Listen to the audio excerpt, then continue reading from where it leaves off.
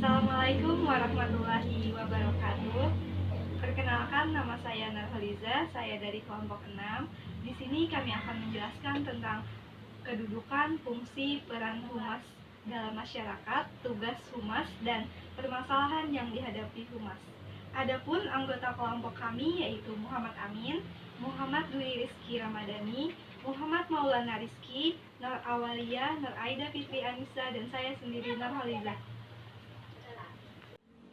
Selanjutnya saya akan menjelaskan tentang kedudukan hubungan masyarakat. Humas merupakan bagian yang sangat penting dalam dunia pendidikan. Menurut Suryo Subroto 1, kedudukan humas ada dua. Yang pertama, kedudukan humas sebagai fungsi komunikasi. Yang kedua, kedudukan humas sebagai administrasi dalam pendidikan. Artinya, segala kegiatan sekolah yang berhubungan dengan masyarakat diarahkan agar terjalinnya kerjasama yang harmonis antara humas dengan masyarakat. Selanjutnya saya akan menjelaskan peran hubungan masyarakat. Peran hubungan masyarakat ini memiliki 3 peranan. Yang pertama, memasarkan dan membangun image yang baik. Artinya, seorang humas tidak terlepas dari yang namanya interaksi bersosialisasi dengan masyarakat.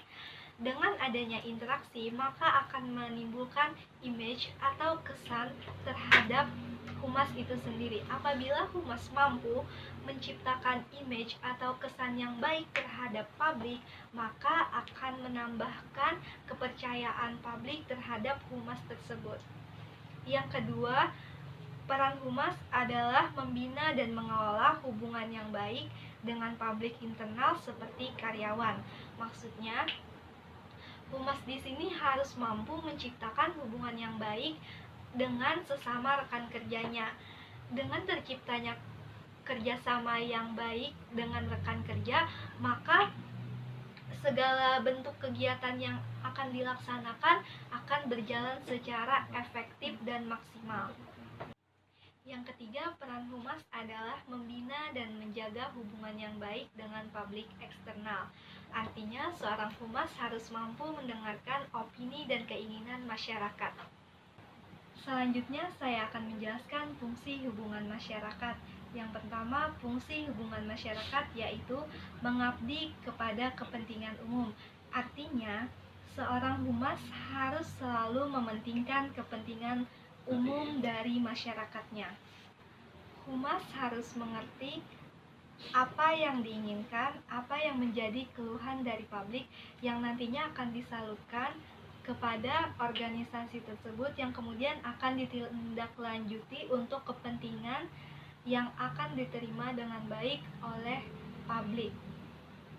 Yang kedua, memelihara komunikasi yang baik. Artinya, seorang humas harus mampu mewujudkan dan menciptakan agar terjadinya komunikasi yang baik antara humas dengan masyarakat. Yang ketiga, seorang humas harus mampu menitik beratkan moral dan tingkah laku yang baik, karena humas merupakan cerminan dari organisasi tersebut. Jika humas mampu mencerminkan perilaku yang baik, maka menggambarkan baiknya dari organisasi tersebut. Selanjutnya saya akan menjelaskan tentang tugas hubungan masyarakat. Tugas humas itu ada dua, yang pertama internal dan eksternal. Tugas humas dari internal, yang pertama hubungan dengan karyawan. Artinya seorang humas harus mampu menjalin hubungan yang baik dengan semua karyawannya agar menerima kritik dan saran dari karyawan untuk masukan demi kebaikan organisasi tersebut. Yang kedua, hubungan dengan penyandang dana atau pemegang saham. Maksudnya, menjaga hubungan yang baik dengan pemegang saham adalah seorang humas harus mampu menjalin hubungan yang baik dengan pemegang saham karena pemegang saham ingin mengetahui bagaimana keadaan organisasi tersebut. Jadi, kegiatan yang dilaksanakan dari organisasi tersebut harus benar-benar transparan sehingga pemegang saham mengetahui runtutan event-event yang akan dilaksanakan dari organisasi tersebut. Selanjutnya saya akan menjelaskan tentang tugas humas sebagai eksternal publik. Yang pertama, hubungan dengan komunitas. Artinya seorang humas harus mampu menjalin hubungan yang baik dengan komunitas-komunitas. Contohnya, seorang humas harus mampu menciptakan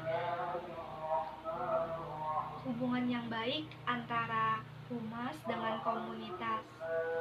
Sebagai ucapan terima kasih, humas dan organisasi mengundang komunitas-komunitas pada setiap acara yang dilakukan oleh humas dan organisasi tersebut. Yang kedua, hubungan dengan konsumen. Seorang humas harus mampu menjaga agar konsumen tetap percaya kepada produk yang dimiliki organisasi tersebut. Yang ketiga adalah hubungan dengan media massa atau pers. Hubungan dengan media massa dan pers. Artinya, media massa merupakan alat pendukung yang mempublikasikan event yang akan dilaksanakan dalam organisasi tersebut. Jadi tugas humas adalah memberikan informasi mengenai kegiatan yang akan dilaksanakan oleh humas. Selanjutnya, media massa akan menyebarluaskan kepada masyarakat. Selanjutnya, hubungan dengan pemerintah. Hubungan dengan pemerintah memudahkan organisasi untuk menyesuaikan kebijakan-kebijakan yang dijalankan oleh pemerintah agar humas tidak melanggar aturan-aturan hukum yang berlaku. Selanjutnya saya akan menjelaskan permasalahan yang dihadapi oleh humas. Sangat banyak sekali permasalahan yang dihadapi oleh humas. Yang pertama adalah pola koordinasi bagian humas dengan bagian lain tidak terjalan dengan baik. Artinya antara humas dengan bagian-bagian yang lain terjadinya miskomunikasi sehingga antara anggota yang lain dengan humas tidak mengetahui runtutan event kegiatan yang akan dilaksanakan dalam organisasi tersebut. Kemudian yang kedua, kedudukan humas dalam struktur suatu kelembagaan yang belum berarti. Artinya dalam sebagian organisasi atau pemerintahan menganggap bahwa humas ini merupakan bagian yang tidak sangat terlalu penting. Kemudian yang ketiga adalah sumber daya manusia humas yang tidak profesional atau penempatannya tidak sesuai dengan kompetensinya. Artinya penempatan humas yang tidak sesuai dengan kompetensinya adalah misalnya humas ini memiliki bakat dan kompetensi di bidang acara, namun diletakkan di bagian hubungan masyarakat sehingga ia menjalankan tugasnya tidak dengan maksimal karena tidak sesuai dengan potensi dan kompetensi yang ia miliki. Kemudian kurangnya dukungan sarana dan prasarana atau infrastruktur. Seharusnya humas itu didukung oleh sarana dan infrastruktur yang lengkap agar event dapat berjalan dengan maksimal dan humas mampu mempublikasikan event-eventnya itu kepada masyarakat luas. Kemudian terbatasnya akses dan kewenangan. Yang selanjutnya kurangnya komitmen dari pimpinan organisasi. Artinya seorang pemimpin yang kurang berkomitmen tentang event yang akan dilaksanakan sehingga humas tidak terlalu memiliki semangat dalam menjalankan kegiatannya sehingga tujuan dari organisasi tersebut belum tercapai secara maksimal. Mungkin ini saja yang dapat saya sampaikan. Salah hilaf mohon dimaafkan. Terima kasih atas perhatiannya. Wassalamualaikum warahmatullahi wabarakatuh.